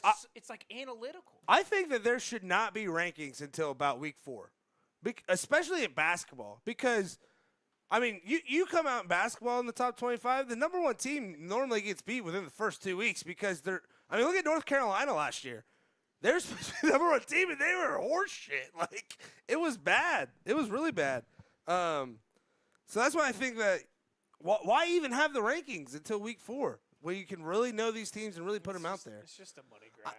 I'm just want to put out the 5. I'm just glad that we finally expanded the playoffs. When do they come out with the first college football playoff rankings? Week 6, 6 or 7. Boom, there you go. Because I think there's only BCS or that's the only ranking to ever matter, honestly. Yeah, because I think they only have like 4 weeks from when the first one comes out to the last game, which I don't think is enough time. But whatever, I'm not a part of the college football committee. Yeah, maybe go like you said 4 or 5. But yeah, like just because if your team, I guess Ohio State did it when they're outside the top 10, then they finally leapfrogged in there. But in 4 weeks, man, unless you have some good teams coming up and you beat those good teams, like there's no way for you to leapfrog from 15 to 4. In 4 weeks, unless you just mollywop everyone on your team. That's the problem. There kind of is because they look at like these style points that don't actually exist. Yeah, they shouldn't exist, and that's why there's rankings before week 4. Yeah, it's like they look at it and they're like, oh, but you did it this way. Yeah, you won that game this way. Dumb. But they're like, okay, well, show me the exact description of why this game was better than this one when they were better because the quarterback was injured. They go off of injuries. They go off of like so many different things, and like that's the only thing I would say is like, if your quarterback and your number 1 running back got hurt in that game, they were out the rest of the game, and then they come back the next week. No, they'll hold it against teams that beat teams with broken quarterbacks. I'm like, it's still a W. They shouldn't drop, and other teams get like that. It's just like you get style points for specific style of wins, and I'm like, that's dumb, and that's why they want to see the 60-pointers. But my whole thing is that and it makes football horrible to watch because I think it was Urban Meyer that said it's like, well, you guys don't want me to put up 67 games, but if I don't do that, we lose the style points. So like, I have to go out there and embarrass this team. So don't tell me that Ohio State, not you, but people are telling me that Ohio State's not trying to do that. I think it's excuses. They haven't given excuses to this Ohio State team for way too long. Mm-hmm. I'm still sick of that Clemson loss. We have a watch party, and it was one of the worst football games I've ever seen. We looked like we did not belong, and it continued to happen after What that. made me mad is the next year you guys Who beat was the Clemson. quarterback for that Clemson team? Deshaun. No, it was Trevor Lawrence. No, the 43, whatever it was. I might be talking about a different game. The one he's talking about is Deshaun. Yeah, the one where he mobbed. I was just saying that because he called him ugly. Is that the Orange Bowl game? It could be. Like Urban's like first. Yep. And he fired everybody after that. Yeah, it was. Remember that? He came. It wasn't Urban's out. first year because his first year they went undefeated, couldn't go to a bowl game. It was the first year they were allowed to go to a bowl game. I know what you're talking about. Yeah, and they came in, and Dwayne Haskins No, they was won the actually chip in scout team trying to 15. beat Deshaun. That happened in 16. You're right. Because it happened. Yeah, it happened the year after they won. I don't know. I don't care enough about Ohio State. But either way, it's It was on New Year's Eve. I was living on Caldwell Street in Chillicothe. I remember exactly where I was. We've got that year. We come in and just. I will say last year showed like we did have a little bit more than usual because if we don't lose Marvin Harrison Jr., I really think we win that game. No, this is what I was about to say. What pissed me off is that you guys lose to Clemson the year before, right? Then you come back and you beat them in the semifinal game, and then you acted like that was the championship. You know what I mean? And then you came in, you got absolutely steamrolled against Alabama. Yeah, you beat Clemson. Congratulations. It's not the same team as the year before. Like, they might have some of the same players, but a lot of those players went on to the NFL. You know what I mean? It's like I've listened to sports talk radio my entire life, and I love 97.1. I like Bobby Carpenter. I beat him in pool. It makes me like him even more. Whoa. What? I don't have like video proof of me beating him in pool, but I have pictures of me shooting a shot in front of him. So it was 2nd and 7. It's the charity event, and it was my sister worked for a home healthcare company, and she asked if I wanted to go out and play. You had to have a Ohio State Buckeye partner. Mine was Justin Zwick because he was the marketer for that thing. And so we went up and played. Jared Sullinger, Joey Galloway, A.J. Hawk. A.J. Hawk! Bobby Carpenter. So A.J. Hawk walks up. Nobody even noticed him. It's all these hoity-toities. What? And I'm literally like, yo, A.J., do you want a beer? He's like, and I'm not yelling, you know what I mean? Wait. You talked to A.J. Hawk? Dude, okay, so I'm jealous, dude. I don't even like Ohio State. He's my favorite. It was an outside billiards event. That's the insane. billiards were up on the stage outside, and Bro, the get us bottom on the part was Pat just McAfee beer show. tents, and like, dude, I walked right up to Joey, had a full conversation, and walked away. It wasn't like you had to do anything to talk to him. That's insane. Yeah, Urban was there too. I don't care about that. I don't want to go. I think if you feel a certain way about Urban Meyer's personality and you never met him, you're right. Okay. And if it has if it reminds you of your like Slime Time Live from Nickelodeon, yeah, he's slimiest dude I ever met. The only reason I hate Urban Meyer is because I wish he just went to Notre Dame instead of us. He's not even like that bad, and I'm happy that he got us a chip. But it's like, dude, he's a slimy dude. He's a slimy dude. But nobody recognized. He got Florida 2 of them. He sure did. 2 of them. Yeah. Tebow got those. Well, guys, talking about college 41, football, I 14. think it's time for our draft. What did you say? Yeah. All right. So today we're going to be last week we drafted our favorite NFL players because I came up with that on the spot during the show. This time we thought we'd have a little bit more of a prep. So I texted the guys at 3 o'clock. Hey, this is what we're going to do. But today we're going to be picking our best, or not our, it would be our favorite. Yeah, our favorite college athletes of all time. I think we said it's going to go Adam, Tony, right? Is that how we said? Wait, are we doing college athletes? Yeah. What did you think we were doing? Yeah, we're doing college running back. Oh no! Wait, did you guys really just blow this? I thought we were. Oh yeah, we switched it up. Yeah, we switched it up. Wow. This is a terrible podcast. So we are actually doing our best festival that we could think of. Oh man, I'm such a good host. Well, I'm glad you guys are as 5 prepared as I am bands because I was just sitting here thinking already in my head, like, damn, I need to get my list. Yeah. The thing is, it's like you pick your favorites, but it's All right. Yeah. So everybody just forget literally anything I just said in the past minute. So today, as our draft, we are going to be drafting our dream festival. If you don't agree with it, well, guess what? It's not your dream. So and we don't want to hear like those guys don't go together because we're not going to specify Friday night, Saturday night. I'll tell you Sunday one night. thing. Maybe I have a Sunday night of funk and a different Monday days. night of whatever it is. I went to a Wonder Best concert where the I headliners went to were. Louder Than Life and I saw all kinds of stuff. Yeah, Yep. the Wonder Bus Festival headliners for Friday, Saturday, Sunday were Sean Kingston, Demi Lovato, and Camp. So tell me those go together, okay? Come on. Well, I mean, Go to they've Indie always had Forecast Blazed and all day. Confused and stuff in Philly, and the that's same always way. like Snoop Dogg, Cypress Hill, and I mean, What's it called? Blazed and Confused? Yeah. That is the. That is. Oh, I wish we named our podcast that. That is awesome. All right, so yeah, Adam, you are first up. Let me get my notes out here because we all know my memory is amazing. Adam, who are you going with your first band? Had to take the hat off. Uh-oh. I thought he was going to say Candlebox. Hey, yeah. Didn't mean to treat you all so well. Some guy was playing that. I won't have to go. Walgreens. Number 1 pick. Red Hot Chili Peppers. I knew it. Love I it. knew it. I love I it. knew it. I was originally going to do it. I was going to be like, the I just want great. to let you know, it would have been a Randy Moss situation where if you didn't pick it, it wasn't coming back, buddy.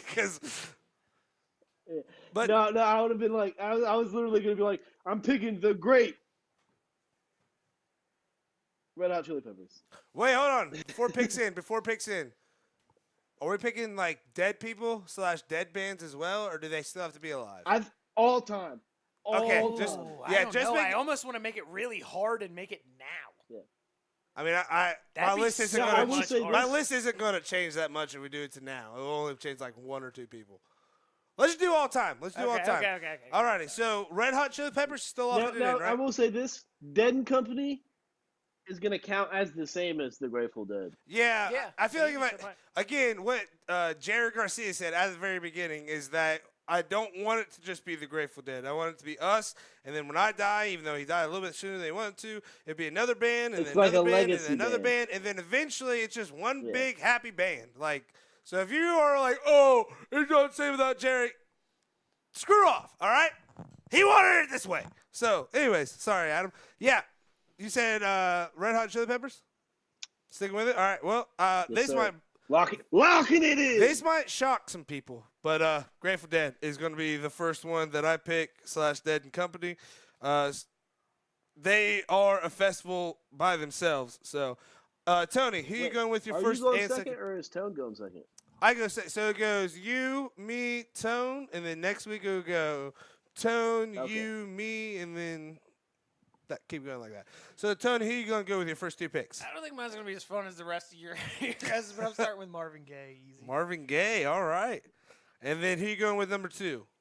Are we doing Snake or are we doing that thing where we kind of Snake. Snake? It's gonna be stuck between 2. They're both gonna come back to me either way. I'll go Otis Redding. Otis Redding? Yeah. All righty. So we got Otis Redding. Now, why do you go Otis Redding and Marvin Gaye? Because I feel like they'd be like my two good weekenders, and my festival would literally just be called Love, and it would be just nice and soft, and it would be nice, good music, everybody. The good Love vibes. Fest. Literally the perfect spot for a nice, relaxing mental vacation. Oh, see what you did there. So, all right, you go with Marvin Gaye, Otis Redding. I have Grateful Dead, and then this one is a no-brainer. I just didn't pick them first because I knew they'd make it back. I've actually seen them at the festival. I've seen them live twice. I was actually front row. My wife got a pick and a set list. Portugal the Man! Thank you. I'm glad you did that. But yeah, Portugal the Man. Also, Portugal the Man, if you ever see this ever in your life, because you won't, because you live in Portland, come on the show. But yeah, I got to go with Portugal the Man. They're literally my favorite band right now. I don't consider Dead and Company because they're just the Grateful Dead. So I don't consider them like they're playing now, but they're not putting albums out now. So I would consider Portugal the Man my favorite band right now. Your favorite current album? Yeah. Thank you. I literally could not Dead think of the word current. Did Dead and Co. Are they still touring? No. So Dead and Co. had their last tour this year. Do you know I saw their first? No, I did not. Hell yeah. Alrighty. I've seen Phil and Friends up in Connecticut and Hartford. But I digress. So Adam, you have Red Hot Chili Peppers. You going to go with your second and third overall pick? Second is going to be my second favorite band, Blink 182. Oh, nice. I love it. Blink All right. Red Hot 182. Chili Peppers is just always perfect. They just cover so much, They so do. much. Like it's just any mood you have, Whenever any your party bassist style. sounds like a lead guitarist, Yeah. like Red Hot Chili Peppers is going to be my Sunday. yeah. No, I feel like you'd want to be your Saturday. I feel like Saturday's the best night of a festival. No, dude, I went to a Sunday Red Hot Chili Peppers show. Usually when they're closing, they close about an hour early. So it's just kind of nice. When I went and saw them at Louder Than Life, some a-hole threw a beer up there on stage and hit Anthony. I wish he beat his ass. Idiots. But he going with Yeah, your he was like, so he you go ended up Red Hot Chili apologizing, but left Peppers. Amazing. Blink 182, who literally just toured with Lil Wayne. I think that was awesome. Who you going with your third pick here, Adam? Yep. Well, because his name just got said, I can't save him for last. Yeah. So I'm gonna pick him right now, Lil Wayne. You I son said of a that. I was bitch. like, shit. Alrighty, so Blink Yeah. 182. I was like, I could save him for last because nobody's gonna be expecting me to get him. And then you said that, so I'm like, okay. All right. So you go Red Hot Chili Peppers, you go Blink 182, and you go Lil Wayne. Honestly, that sounds like a good time. I would definitely be down for that. All right. So I am up. I have Grateful Dead, Portugal the Man. I know who I'm going to pick, who I want to pick now, but I'm not going to because there's just no way you guys are going to pick that person or band. So I think. I'm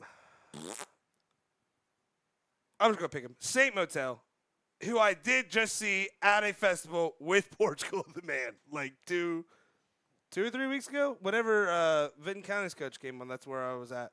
So, yeah, I got to go with Saint Motel. They honestly put on one of the best shows I've ever seen, just as, like, performer-wise. So I definitely got to go with them. Tony, I wonder what Saint Motel is the patron saint. One of the best that I've ever seen. Oh. Go ahead.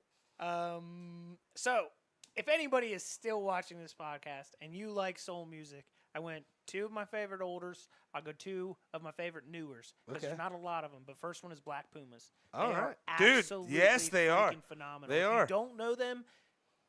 I was going to say something ignorant. Just go check them out. Yeah. I was going to be like, you're an idiot. Yeah, they're good. They're good. They are literally phenomenal. To be honest, their most famous song, Colors, you probably heard in a commercial or something like that. But yeah, that's what. they're just great. They came on late. Guy was looking around looking for a singer to match his guitar and found this guy in a bar in Texas and ran. Oh, that's pretty dope. Yeah, love them to death.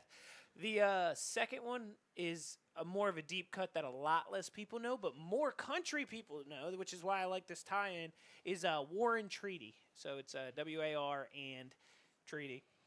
It's super, super nice. Some really, really heavy soul. They actually just made a song with Zach Bryan. Is that Yeah. country guy? Is that country guy? Yeah, I don't know. He likes the Eagles. There's a lot of Brians. Do you know in country. Daniel Jones came up I on stage? found him on YouTube a while ago. Yeah. Zach Bryan? He He's he more of brings like an Daniel alternative Jones comes style up on country. stage and he's doing it, and then he just literally, as Daniel Jones sings the song with him, he goes, "Go Birds!" literally right in Daniel Jones' face. And he just got a speeding ticket driving through Oklahoma to go to the first Eagles game. So I like this guy. Dope. But War and Treaty, check him out, dude. Heavy soul. All right. I'm talking gospel style soul with a wonderful, wonderful galloping undertone. Okay, Fantastic so War and Treaty. before I make my next pick, I gotta know: are we going 4 or 5? Gotta go 5. Okay, sweet. Then I have to get a little hip hop in here. I thought that, like, I actually looked at my phone and I was like, I'm just right at the end, I'm just going to yell a quick hip hop 5. Okay. I don't know how I want to go hip hop. But it's all good. Well, you got to match. Do I go with my all timer or do I go with somebody that I feel like is more in the groove of what I've picked? I gotta go Eminem, dude. I have to go with Eminem. Do you know what? And out of a Is lot that of all rappers, time? he'd be able to play, like, Yeah. find a way to mingle. I think Yeah. I might still pick the other one that I had in mind. It's between that person and one other band. But Eminem, for me, it was always 1A, 1B, but it just switched between Lil Wayne and Eminem. With you already having Lil Wayne, I can't leave Eminem out to dead. Weirdly enough, dude, Meek Mill. I Really? watched, well, he's from Philly. So, Oh, yeah, that makes dude, a lot more sense. Flamers 3 came Yeah. out, like, dude, that was on, like, a cassette tape. Yeah. You know what I mean? Like, we were on him very early, so he's kind of one of those guys for me. Alrighty, Adam, you have Red Hot Chili Peppers, Blink-182, Lil Wayne, and you'll be making your final 2 picks here. Who are you going with?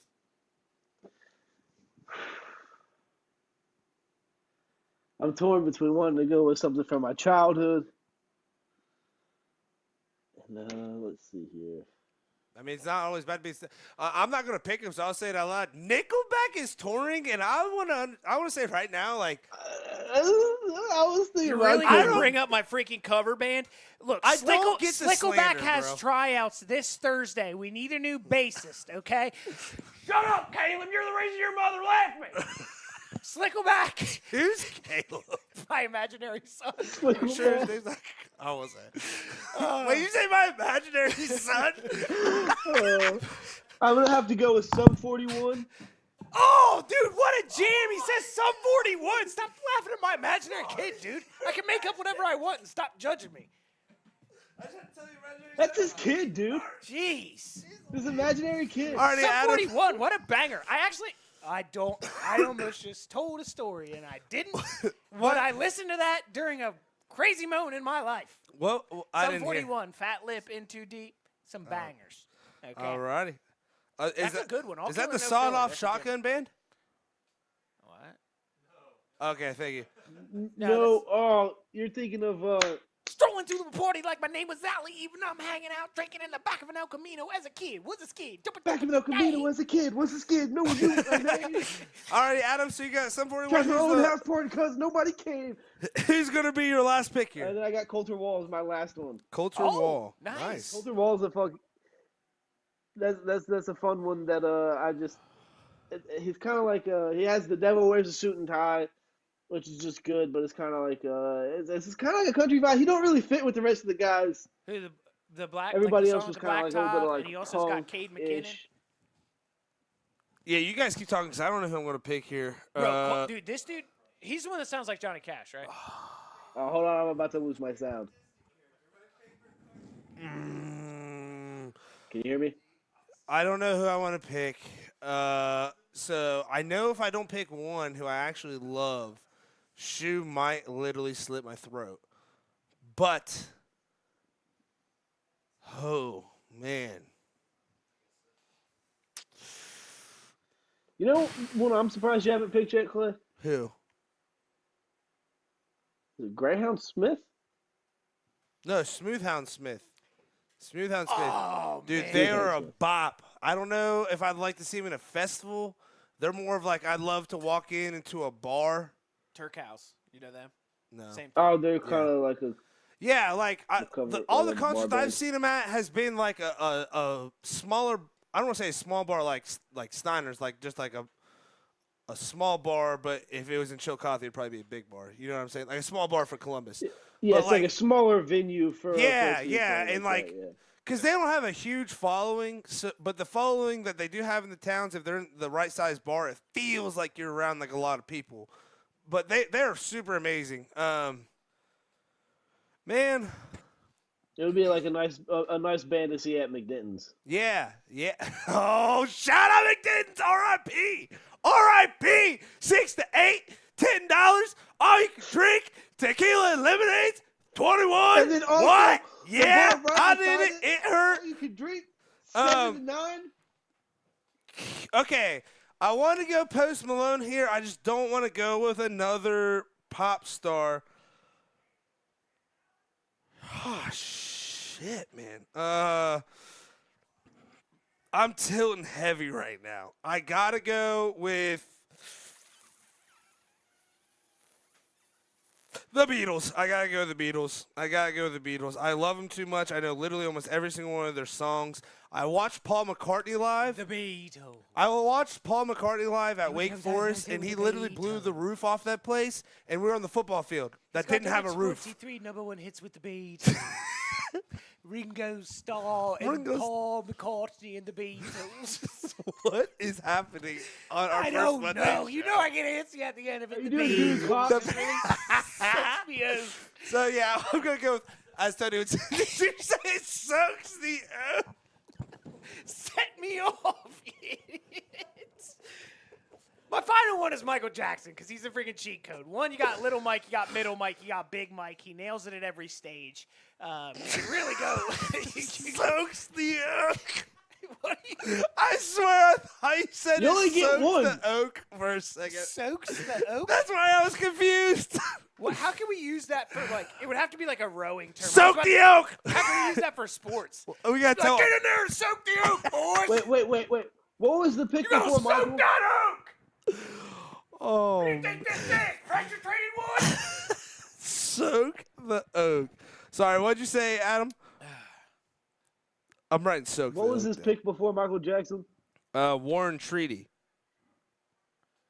Yeah, I really wanted Aretha Franklin too, so you can still her if you want. I feel We like got it's to do another one of disrespectful. these. Well, it's really upsetting because I wanted to put some I thought- old and I new, thought but he I had should have two never picks. put new. I don't care about them as much. Yeah. And I'm really mad Aretha Franklin's not on my list. Well, But I couldn't leave out Michael either because Michael Jackson changed my life. Jackson 5 was one of the first CDs I ever had, and I used to kill it. ABC's I Want You Back. I was learning how to win ladies over at the tender age of like 7 years old. Now, let me ask you this. Did it work? No. No. But it worked once, and that's all that matters. That's true. I love you, baby. That's true. I love you. Hey, second best halftime show of all time. I don't care if you tell me that the Snoop Dogg halftime show wasn't the best of all time. You're wrong, okay? That was the greatest halftime show I've ever watched in my entire life, other than getting to see Janet Jackson's boob when I was 6, okay? Other than that, Snoop Dogg, best halftime show I've ever seen. All right, so to wrap it up here, Tony goes with Marvin Gaye, Otis Redding, Black Pumas, Warren Treaty, Michael Jackson. I got the Grateful Dead, Portugal the Man, Saint Motel, Eminem, the Beatles. That's very random. And Adam has Red Hot Chili Peppers, Blink-182, Lil Wayne, Sum 4, D-Wone, and Culture Wall. How do you guys feel about your teams? Does Gary Veras play music? He plays everything. Then I should have got it. Yeah, I knew he was going to go with them. So, again, thank you to the 5 people that stayed around to watch to the end. It was a good time. Again, If I would have known your band, Clay, I would have picked it. Huh? I didn't hear you. Your band, your old band, if I would have knew the name of it. Oh, I would've Drive picked On? it. Yeah, well, I drove off. Yep. So, again, they're a good band. I just didn't have the time to be in a band anymore.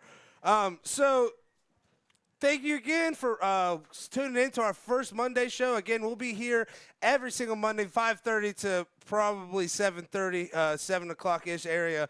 Tony, how do you feel about the show today? It's good. I feel like, Yeah, we it was just got to terrible. start battling some of these slow starts. Yeah. And, Yeah. I feel like we Gotta need get to- out of the gate quicker, man. maybe we should just, like, tell Derek they'll give us the mics and we'll just sit here and act, and just he won't even start recording for the first half hour. And then, like, we'll just see where we go from there. Oh, that's Could you imagine how crazy the last half hour would be? If this Terrible. is how crazy this is already? oh my. I mean, look at it. We can't even wrap up a show. Imagine where they would come in at. I don't even want to see. I don't even want to see. Adam, again. Clay's getting choked out. Welcome into Adam, thanks again for calling in, my friend. Can't wait to see you in the studio again. Oh, Ryan, call me Eminem. Anyways, can't wait to see you again in the studio. Alb. Oh, my God. I'm a terrible host. You can find us on Twitter, Instagram, and Facebook. Twitter at Ride the Wave Show 2023. On Instagram at Ride the Wave Show and Facebook at Ride the Wave Show. Thank you again for tuning in. We will be at Piketon this week for our game day show. So if you're a student, an athlete, a fan, or just someone that wants to be in Piketon Wednesday at 6 o'clock, make sure you're there on the football field for our game day show. We'll be having a giveaway for Best Son again, and we'll have a little competition for some free pizza on Friday night. But thank you to the MVD. We'll be doing a little differently than normal. So make sure you're there on Wednesday to check that out. And again, shows coming, and then we'll be at the Unioto Piketon game on Friday covering that one. If you call us Unioto bias, we don't care. So we will be there for the Piketon Unioto game. It should be a good game Friday night, and then we'll be right back here Monday for you guys to be annoyed by us. Thank you again for tuning in. Tony, any last words? Awesome. All right. Thank you so much for coming to the Ride the Wave show. Derek, play that music.